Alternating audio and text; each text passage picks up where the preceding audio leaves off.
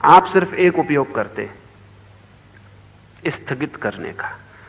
कल करेंगे, परसों करेंगे, छोड़ते चले जाते हैं इस भरोसे कि कल भी होगा, लेकिन कल कभी होता नहीं। कल कभी भी नहीं होता है। जब भी हाथ में आता है तो आता है आज, और उसको भी कल पे छोड़ देते हैं। जीते ही नहीं, स्थगित किए चले जाते हैं। कल जी लेंगे, परसों जी लेंगे, फिर एक दिन द्वार पर मौत खड़ी हो जाती है, वो क्षण भर का अवसर नहीं देती, और तब हम पछताते हैं। वो सब जो स्थगित किया हुआ जीवन है, सब आंख के सामने खड़ा हो जाता है कि क्या क्या जी सकते थे, क्या हो सकता था, कितने अंकुर निकल सकते थे जीवन में, कितनी यात्रा हो सकती थी, वो कुछ भी ना हो पाई। तब पीछे लौट के देखते हैं तो कुछ तिजोरियों में रुपए दिखाई पड़ते हैं जिनको भर लिया जीवन के मूल्य पर। कुछ लड़के बच्चे दिखाई पड़ते हैं जिनको बड़ा कर लिया जीवन के मूल्य पर। वे चारों तरफ बैठे हैं खाट के और सोच रहे हैं कि चाबी किसके हाथ लगती। रो रहे हैं लेकिन ध्यान चाबी पर है। इनको बड़ा कर लिया जीवन के मूल्य पर। हिसाब किताब, खाता बही, बैंक सब चलेगा, आप हट जाएंगे। आपका खाता किसी और के नाम हो जाएगा, आपका मकान किसी और का निवास स्थान बन जाएगा, आपकी आकांक्षाएं किन्हीं और के भूत बन जाएंगी, उन पर सवार हो जाएंगी और आप विदा हो जाएंगे। और आपने सारे जीवन जो भी मूल्यवान था उसको स्थगित किया। हम धर्म को स्थगित करते हैं और अधर्म को जीते हैं। क्रोध हम अभी कर लेते हैं, ध्यान हम कहते हैं कल कर लेंगे, प्रार्थना हम कहते हैं कल कर लेंगे, बेईमानी हम अभी कर लेते हैं। धर्म को करते हैं स्थगित, अधर्म को अभी जी लेते। लेकिन क्यों? हमको भी पता है कि जो कल पे स्थगित किया वो हो नहीं पाएगा, इसलिए जो हम करना चाहते हैं वो आज कर लेते हैं। जो हम नहीं करना चाहते और केवल दिखाते हैं कि करना चाहते हैं, वो हम कल पे छोड़ देते हैं। इसमें गणित है साफ। कोई महावीर कोई पता है ऐसा नहीं, हमको भी पता है। हमको भी पता है क्रोध करना हो अभी कर लो, हम कभी नहीं कहते कल क्रोध करेंगे। तो हम करना चाहते हैं, हम भी जानते हैं आज कर लो, समय का कोई भरोसा नहीं। महावीर ही जानते हैं ऐसा नहीं, हम भी जानते हैं। जो हम करना चाहते हैं अभी कर लेते हैं, जो हम नहीं करना चाहते, हम बेईमान हैं। नहीं करना चाहते तो साफ कहना चाहिए नहीं करना चाहते, लेकिन हम होशियार हैं, अपने को धोखा देते। हम कहते हैं करना तो हम चाहते हैं लेकिन अभी समय नहीं, कल कर लेंगे। इसे ठीक से समझ लें, जिसे आप कल पर छोड़ रहे हैं जान लें आप करना नहीं चाहते। यह अच्छा होगा, ईमानदारी होगी अपने प्रति कि मैं करना ही नहीं चाहता। इसलिए तो शायद आपको चोट भी लगे कि क्या मैं ध्यान करना ही नहीं चाहता, क्या मैं शांत होना ही नहीं चाहता, क्या मैं अपने को जानना ही नहीं चाहता, क्या इस जीवन के रहस्य में मैं उतरना ही नहीं चाहता। अगर आप ईमानदार हो तो आपको चोट लगेगी, शायद आपको ख्याल आए कि मैं गलती कर रहा हूं, ये करने योग्य जो है मैं छोड़ रहा हूं। होशियारी यह है कि हम कहते हैं करना तो हम चाहते हैं, कौन मना कर रहा है। मेरे पास लोग आते हैं, वो कहते हैं साधना में तो हम जाना चाहते हैं, कौन मना कर रहा है, लेकिन अभी नहीं। यह तरकीब, इस तरकीब में उनको यह नहीं दिखाई पड़ता कि जो हम नहीं करना चाहते उसे हम भ्रम पाल रहे हैं कि हम करना चाहते हैं। महावीर कहते हैं काल है निर्दयी और शरीर दुर्बल। काल पर भरोसा नहीं किया जा सकता, उससे हमारा कोई संबंध नहीं है, और शरीर है दुर्बल। शरीर पर हम बहुत भरोसा करते हैं, शरीर पर हम इतना भरोसा करते हैं जो कि आश्चर्यजनक है। क्या है हमारे शरीर की क्षमता, क्या है शक्ति? 98 डिग्री गर्मी और 110 डिग्री गर्मी के बीच में 12 डिग्री गर्मी आपकी क्षमता है। इधर जरा नीचे उतर जाएं, 95 डिग्री हो जाए, फैसला हो गया। उधर जरा 110 के करीब पहुंचने लगे, फैसला हो गया। 12 डिग्री गर्मी आपके शरीर की क्षमता है। उम्र कितनी है आपकी? इस विराट अस्तित्व में जहां समय को नापने के लिए कोई उपाय नहीं है, वहां आप कितनी देर जीते?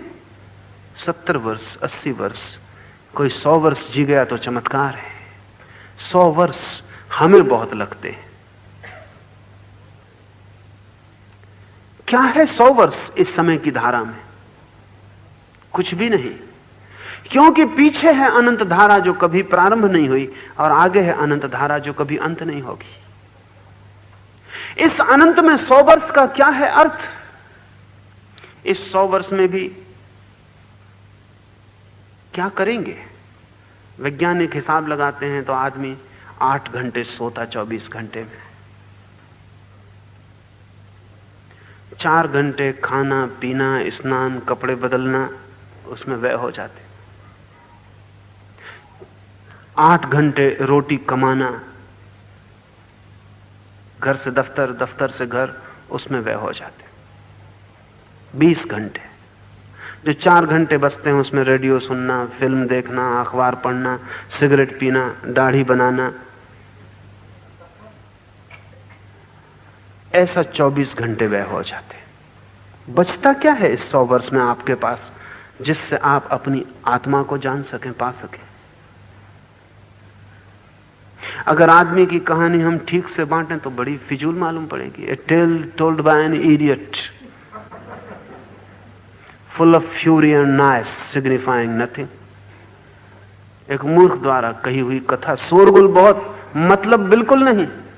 शोरगुल बड़ा होता है, हर बच्चा बड़ा शोरगुल करता हुआ संसार में आता है कि तूफान आ रहा है, और थोड़े दिन में ठंडे हो जाते, लकड़ी टेक के चलने लगते।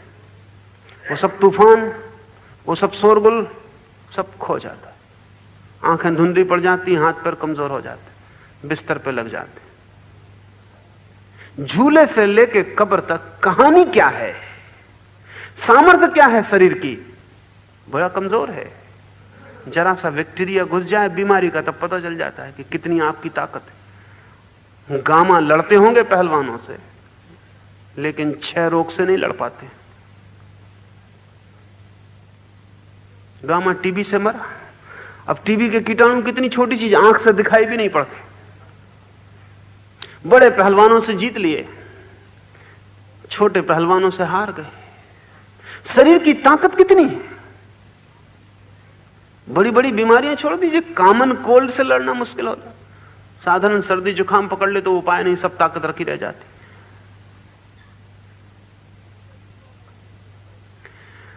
इस शरीर को अगर हम भीतर गौर से देखें, इसकी क्षमता क्या है? हड्डी मांस मज्जा, इसका मूल्य कितना है? वैज्ञानिक कहते हैं 5 रुपए से ज्यादा नहीं, वो भी महंगाई की वजह से, आपकी वजह से नहीं। इतना अल्युमिनियम है, इतना लोहा है, इतना तांबा है, इतना फलाने का, सब निकाल के रख लें, 5 रुपए का सामान। 5 रुपए के सामान पे इतने इतरा रहे। ये जो थोड़ा सा अवसर है जीवन का, उसमें शरीर की कोई क्षमता तो है नहीं। शरीर दुर्बल है, एकदम दुर्बल है। उधर सूरज ठंडा हो जाए, ये 3.5 अरब लोग यहां एकदम ठंडे हो जाएंगे। क्या है क्षमता? जरा सा ताप बढ़ जाए, गिर जाए जमीन का, ठंडे हो जाएंगे। अभी ध्रुव की जमी हुई बर्फ पिघल जाए, सब डूब जाएगा। वैज्ञानिक कहते हैं वो पिघलेगी किसी न किसी दिन। अगर ध्रुव प्रदेश में जमी हुई धूप किसी भी दिन पिघल गई तो सारे समुद्रों का पानी 1000 फीट ऊंचा उठ जाएगा, सारी जमीन डूब जाएगी। वो किसी भी दिन पिघलेगी, और नहीं पिघलेगी तो रूसी या अमेरिकी उसको पिघलाने का उपाय खोजते हैं। क्योंकि वो इसलिए खोजते हैं कि अगर कोई उपद्रव का, झगड़े का मौका हो तो इस दूसरे को मौका नहीं मिलना चाहिए दुनिया मिटाने का, हमको ही मिलना चाहिए। हालांकि हम भी उसमें मिटेंगे, लेकिन कहानी रह जाएगी। हालांकि कहानी कहने वाला कोई भी नहीं रहेगा। और कहते हैं रूसी वैज्ञानिक ने तो तरकीबें खोज ली हैं कि किसी भी दिन आने वाला अगर कोई तीसरा महायुद्ध हुआ तो वो ध्रुव प्रदेश की, साइबेरिया की बर्फ को पिघला देंगे। कोई 7 सेकंड लगेंगे उनको पिघलाने में। एटॉमिक एक्सप्लोजन से पिघल जाएगी, तत्काल सारी जमीन बाढ़ में डूब जाएगी। वैसी बाढ़ पुराने ग्रंथों में एक दफा और आई है। ईसाई कहते हैं कि नूह ने अपनी नाव में लोगों को बचाया, सारी जमीन डूब गई। अध्यात्म की दिशा में जो गहरे काम करते हैं वो कहते हैं एक पूरा महाद्वीप अटलांटिस डूब गया। पूरा महाद्वीप जो उस समय की शिखर सभ्यता पर था, जैसे आज अमेरिका, वैसे अटलांटिस पूरा का पूरा डूब गया। अभी तक ये समझा नहीं जा सका। दुनिया के सभी धर्मों की कथाओं में उस महान बाढ़, ग्रेट फ्लड की बात है। भारतीय कथाओं में, मिस्री कथाओं में, यूनानी कथाओं में, सारी दुनिया की कथाओं में उस बाढ़ की बात है। वो बाढ़ जरूर हुई होगी। जब से वैज्ञानिकों को पता चला है कि ध्रुव की बर्फ पिघलाई जा सकती, तब से यह संदेह है कि वो बाढ़ भी किसी युद्ध का परिणाम थी।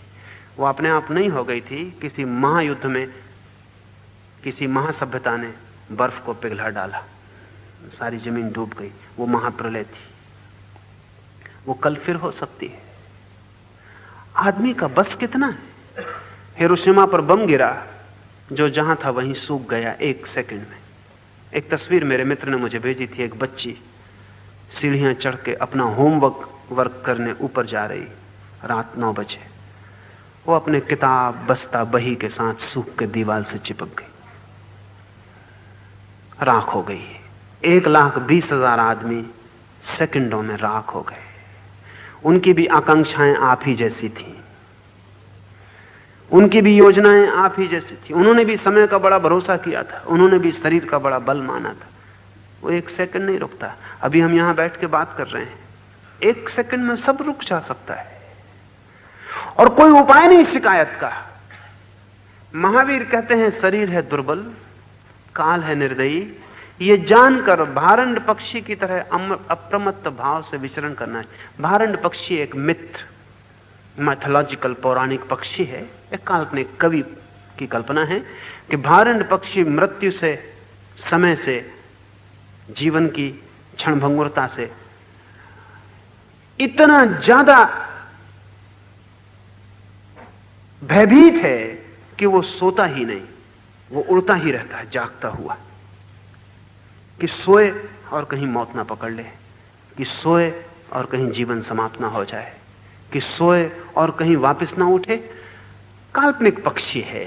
तो महावीर कहते हैं भारंड पक्षी की तरह समय निर्दयी, शरीर दुर्बल, ऐसा जानकर अप्रमत्त भाव से, बिना बेहोश हुए, होश पूर्वक, विथ अवेयरनेस, जागरूकता से जीना ही प्राज्ञ व्यक्ति का, प्रज्ञावान व्यक्ति का लक्षण है। एक ही सूत्र है कृष्ण का, महावीर का, बुद्ध का, क्राइस्ट का। वो सूत्र है अप्रमत्त भाव, अवेयरनेस, होश। इसे हम आगे समझेंगे। आज इतना ही। रुकें 5 मिनट, कीर्तन करें और फिर जाएं।